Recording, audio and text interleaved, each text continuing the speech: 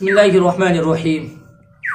इस वीडियो में मैं आपको ये बताऊंगा कि तबलीग क्या है, तबलीग का मकसद क्या है और तबलीग को उलमाए किराम ने क्यों ईजाद किया है। अगर आपको ये सब जानना है तो ये वीडियो को आखिर तक ज़रूर देखें और इस वीडियो को देखने से पहले इस वीडियो को ज़रूर देखें। वालेकुम सलाम। मुसलमान हो? हाँ। आखिरी नबी का नाम क्या है? पता नहीं। तो कैसे मुसलमान हो? हाँ। कैसे मुसलमान? हम रेगिस्तान के रहने वाले। तो रेगिस्तान वाले के ऊपर क्या फ़र्ज नहीं है? हाँ। नमाज दूसरी हम नहीं पढ़ते। नमाज नहीं पढ़ते? तुम्हारी किताबों में नमाज फ़र्ज नहीं है?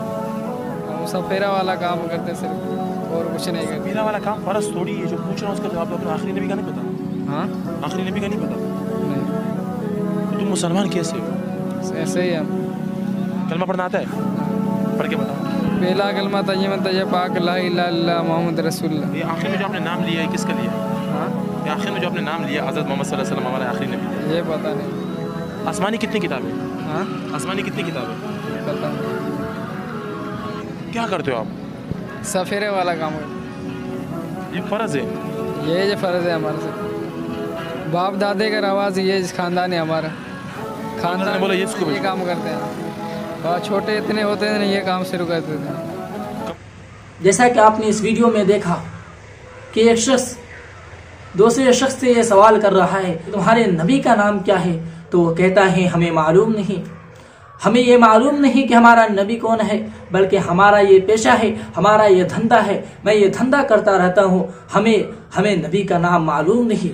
इस वीडियो को देखकर आपको बात समझ में आ गई होगी।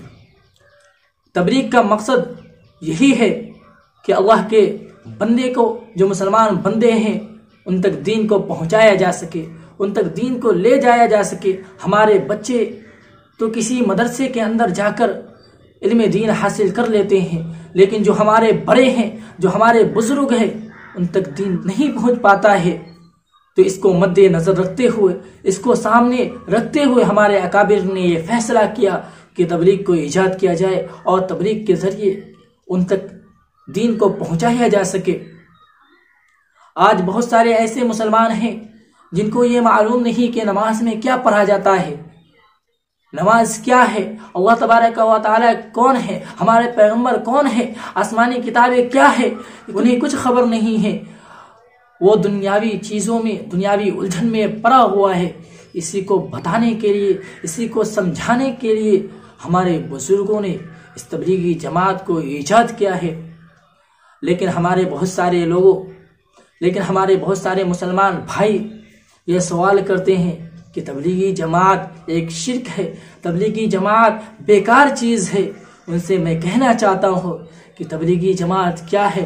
अगर आपको ये बात मालूम करनी है तो आप सिर्फ 3 दिन लगा कर देखें तो आपको मालूम हो जाएगा कि तबलीगी जमात क्या है और तबलीगी जमात से क्या फ़ायदा होता है।